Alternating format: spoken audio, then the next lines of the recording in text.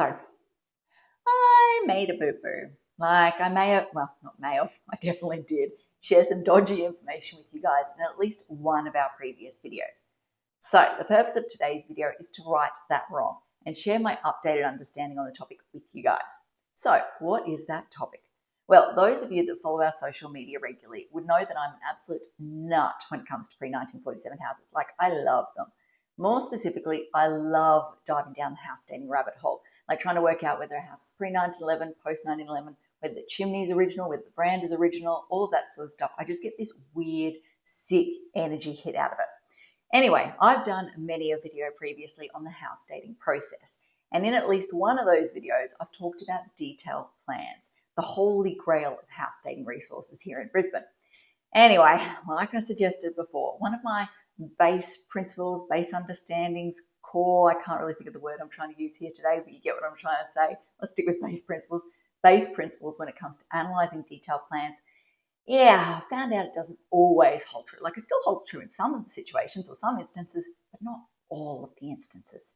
So yeah, today we're going to share that additional new information with you. Let's jump behind the computer and let's do this.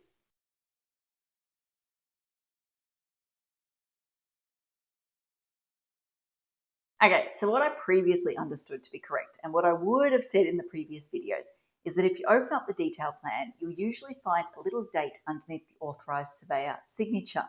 That date was the date, and still is the date, that this plan was published. So what they did is they did the individual surveyor's field book drawings, they collated those drawings and then into this detail plan, and they published the detail plan on that date there. So what I previously used to say was, what you could do is go, okay, well, this house, it's showing on this plan, that's the date, that means that house with the tank and all of those other features was present prior to 1937.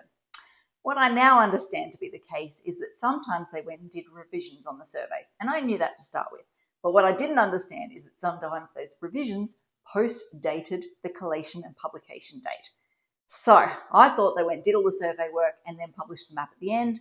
What I now know is some instances they did the survey work, they published the map, they went and redid some survey work because they had to pick up additional information, and they came back and they just updated this detailed plan image here without changing that date there. So what I now know is you can't exclusively rely on that date as an indicator as to when the images or the houses, the brands, all of that sort of stuff actually existed. What you need to do instead is go to the index record. So how do you access the index record? Well, first you need to go to Google and type in Brisbane images. I'm told these days it actually takes you direct to this page. So this is like Brisbane City Council's archive website.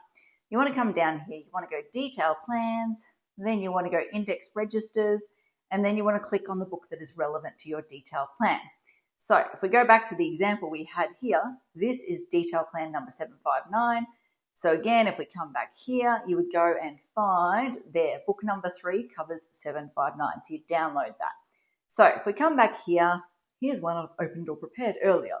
So this, you basically open up that book, scroll down to the page that has 759 at the top, and this then gives you the date ranges for all of the surveys and all of that sort of stuff. So we can see here in this example, the first sort of survey work was done 24-26, then they came back and amended it in 37.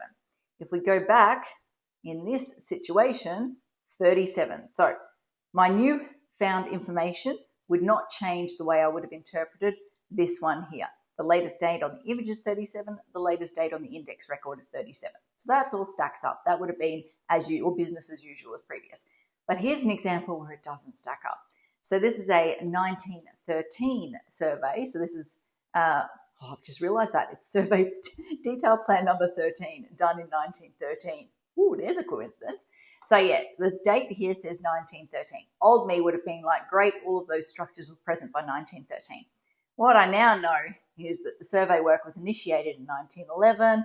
Some additional stuff was done in 1919, 1924, but the last date on this index record is 1943. So that means now, looking at this image here, I have to say these structures could have been added between 1913 and 1943.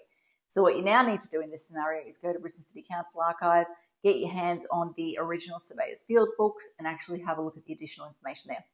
Because just to recap, every time they did a revision or an extra survey, they added it in different ink colours. So the original survey work was done in black and it will have the date of that survey work on the actual hand drawing. Then if they came back through, they changed the ink color, etc., etc. So the detailed plan is just a black and white collation of all of that information. But if you go back through the original hand drawings, you can actually see the iterations, let's just say, and more specific dates for when that exact house was drawn. Whereas this obviously is just covering a much wider, bigger sort of area.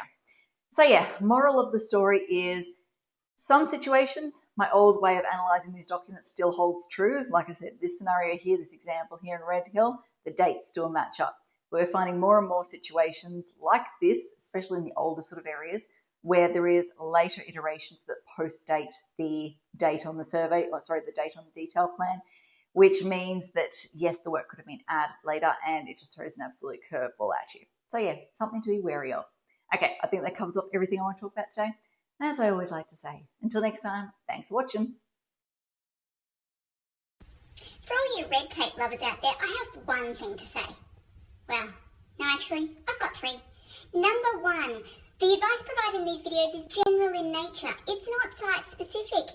You would be a silly Billy to go and make financial decisions based on this advice without first checking with the town planner.